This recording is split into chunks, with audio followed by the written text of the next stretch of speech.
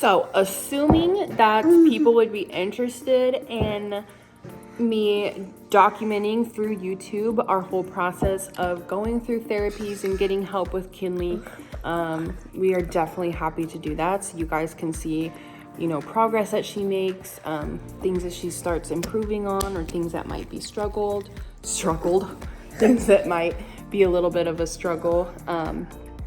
But we're excited to learn together, huh?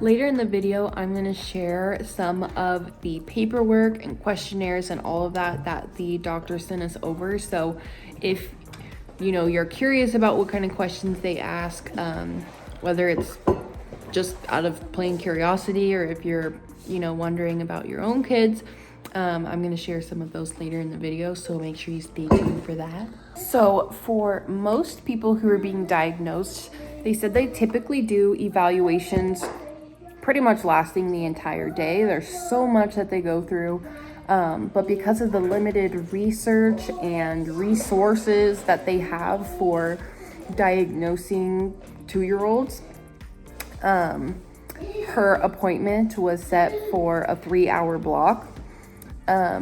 So we drove up there and we just spent the day up in Salt Lake, and we went to the doctor's office and we met with the doctor. We went into this room where he had a bunch of toys out for Kinley. He let us know that, you know, we didn't need to get worried about her messing with anything or touching anything because she can walk around and touch and climb and do whatever she wanted. But yeah, so that was really nice, and he did all kinds of stuff in there. He let her play with all of these toys. He experimented with all kinds of things to see how she would react. He would suddenly make one of the toys, you know, off limits. He wouldn't take a toy from her, but one of the toys was now like off limits and she couldn't play with it. So if she were to go over and play with that one after it had been removed from the group of toys, he would tell her like something like, we're all done with this one, or we're not going to play with this one, but you have all these other toys you can play with, something like that, to see if she would, you know, throw any type of tantrum or have a meltdown or something like that. Does still have a pacifier. She mostly chews on it. She does suck on it too, I guess, but she does chew on it. Part of her, she has sensory processing disorder. There's a lot of textures and things that are difficult for her. And this is a very soothing, satisfying texture for her. I don't like it because I don't want to mess up her teeth. I already feel like it might be. And so, because she's been biting them, some of them are tearing. So every time one tears, I just throw it away. And once they're all torn, I'm not buying more. But it's been definitely difficult because I kind of feel like she's a little bit of an exception and to, you know, the rule of most pediatricians saying to take them at 2.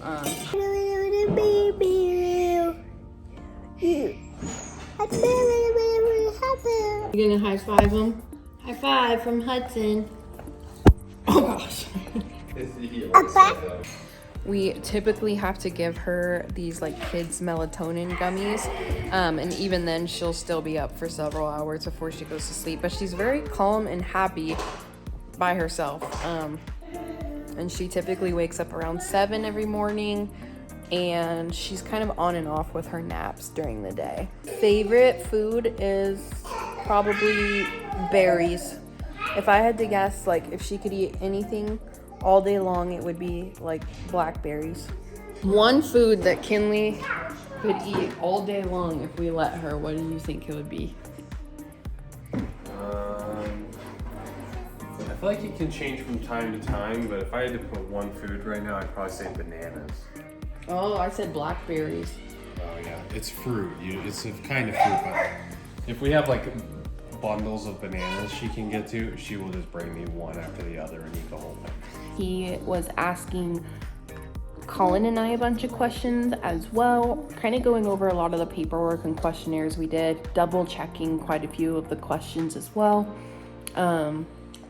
I kind of wondered if some of the questions he asked again were to see if we would answer the same way or not.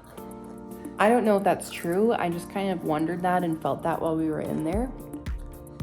But he did also have us interact with Kinley to see how she would react and what she would do. Colin sat on the floor and played with a toy with her for a while. He had us try and like call her name while she was distracted with toys and like, you know, see that she wasn't responding and all of that. Something I forgot to mention is Kinley does have a lot of stemming that she does. She can flap her hands if she gets really excited. Usually if she starts getting excited, she might flap her hands while getting a little jumpy and big smiles. She bangs her head on things when she's upset.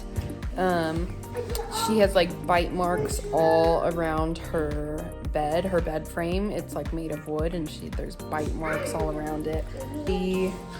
Part of her sensory stuff too, she struggles with wearing clothes. She likes to take them off all the time, including diapers.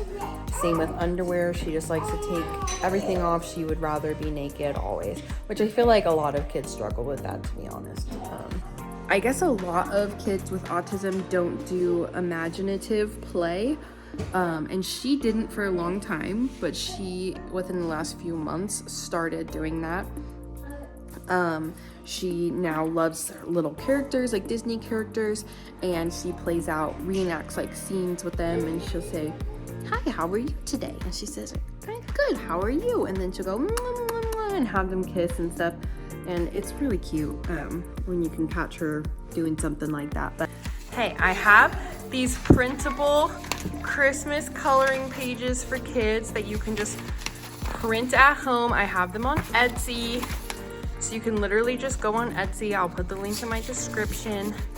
And you can just download these to your computer. It's just a PDF. And it's just made for the size of regular printer paper. You just print it out and it's yours forever. So you can print these as many times as you want. Some of the first symptoms we started noticing with Kinley were in the first year of her life. She was just like very calm, never seemed to get really upset when it came to, she wasn't a super cranky baby. She could put herself to sleep really easily. She didn't need to be rocked to sleep. She never really wanted to snuggle or anything like that. She would get bored of seeing the same thing for a long period of time. You'd have to walk around and go into different rooms with her and all kinds of stuff. Oof. So those were kind of some small things that happened first. She doesn't have a hearing problem, even though sometimes, because people would also think she has a hearing problem because she would grab her ears all the time and then she never responded to her name, and it would seem like she couldn't hear anybody, but that wasn't the case. It was just that, she just wasn't responding even though she could hear us. So that was definitely something that came around 18 months or so.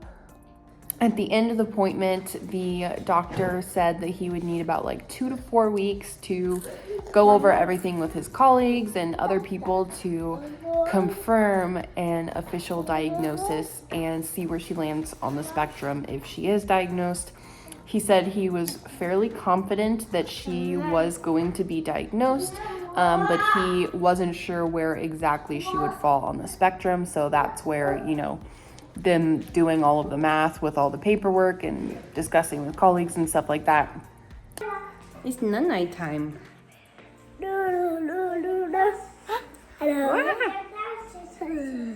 She said, hello, hello, hello. Feelings and emotions and empathy or compassion. It's not Kinley's strong suit yet. I'm hoping to be able to help her out with that because I'm sure it's really stressful not really understanding people's facial expressions, or when they are having certain feelings, not knowing what to do about their feelings. You're like, okay, this person's sad. Like, what do they want me to do? All right, so I'm looking at all these documents and stuff on my computer and my files.